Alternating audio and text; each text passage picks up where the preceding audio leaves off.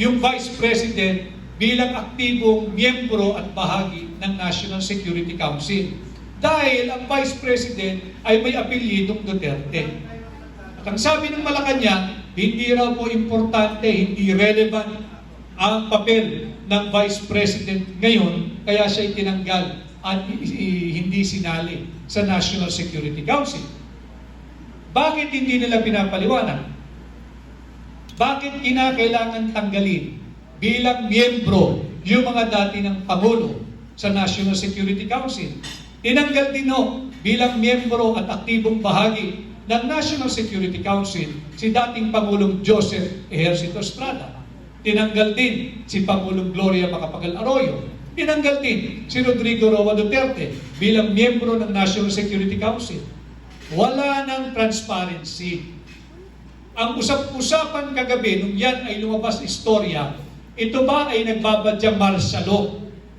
Sapagkat tinanggal na yung mga tao na maaasahan sana nating ibalita sa sambayan ng Pilipino yung totoong estado ng ating seguridad.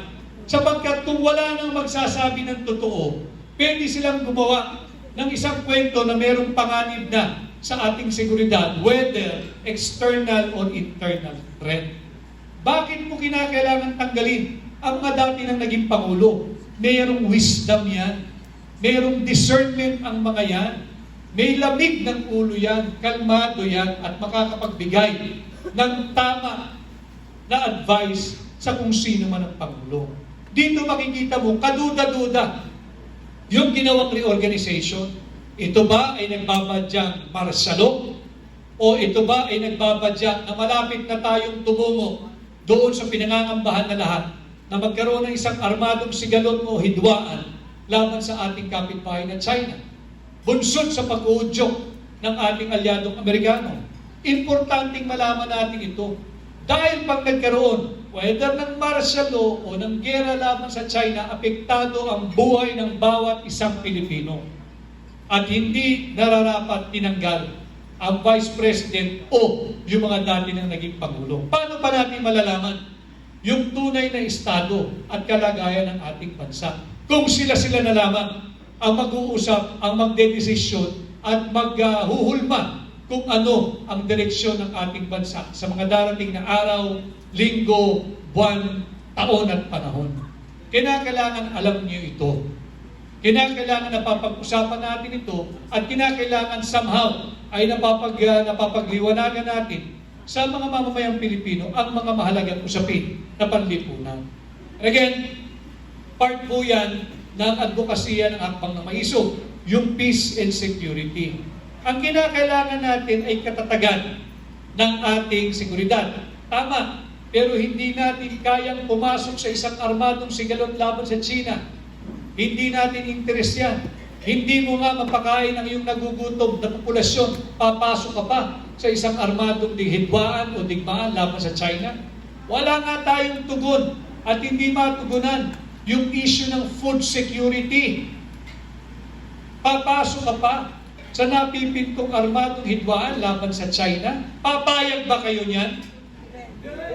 Alam mo ninyo, pag tayo pumasok sa isang gera, panuorin lang ninyo yung mga international news. Tingnan ninyo yung itsura nung away ng mga Hamas at ng Israel. Tingnan ninyo yung itsura, giba-gibang gusali, natigil ang eskwela, walang nag-aaral, yung mga kabataan, kawawa, walang matirahan, pati ospital, giba. Hindi ito kinakailangan natin. Ang kinakailangan natin, pagkain. Kinakailangan natin tugunan yung mga 5 pangunahing problema ng ating bansa: inflation, poverty, yung kawalan ng trabaho, yung korupsyon, at yung kawalan ng pag-asa ng higit na maraming Pilipino. Ito yung ating mga dapat pinagtutuunan ng panahon at pansin.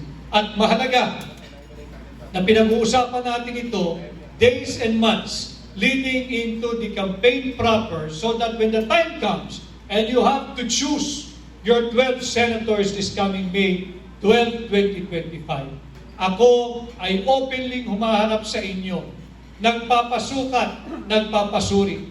Kung sakaling ako ay pasado sa inyong gagamiting batayan, ang pakiusap ko, ikampanya nyo rin ako sa inyong pamilya, sa inyong kapitbahay, sa inyong mahal sa buhay, sa inyong kaibigan, at sa lahat ng Pilipinong inyong makakaharap sa anumang panig ng mundo. At sabi ko nga, ang taong 2025, nagbabadya ang pagbabago basta tayo magkaisa. Dalhin po ninyo ang isang katulad kong bago sa Senado at posible ang pagbabago sa number 55 ngayong 2025. Muli, ako po si Atty. Vic Rodriguez, inyong formal at opisyal na aplikante bilang senador. Buhay at magandang hapon sa ating lahat. Thank you, Atty. Palakpakan po natin ang pagbato ng maisog sa Senado, Atty. Vic Rodriguez! Okay, before we proceed to the next phase of our program for today, which is the question and answer portion, we'd like to acknowledge... Ay manalo po bilang senador po natin. May posible po bang mabago natin yung estilo po ng questionable insertion po sa iba't ibang budget ng national government po natin. At the same time po, pwede po bang magkaroon ng transparency pati po sa bicameral. Thank you po. Thank you, kabayan, at magandang hapon po muli. Bilang tunay at maisog na oposisyon, tayo ang magiging tinig, mata, tenga ninyo sa Senado. Itong taunang budget, mula pa lamang sa NEP o yung rekomendasyon ng Executive Department, babantayan na natin, masusi na nating susuriin hanggang sa paglimbag nito, hanggang sa pagdibadihan ito, hanggang sa dumaan ito sa tinatawag na BICAM, yung Bicameral Conference Committee, BICAM yun eh. Panay scam ang nagaganap doon eh.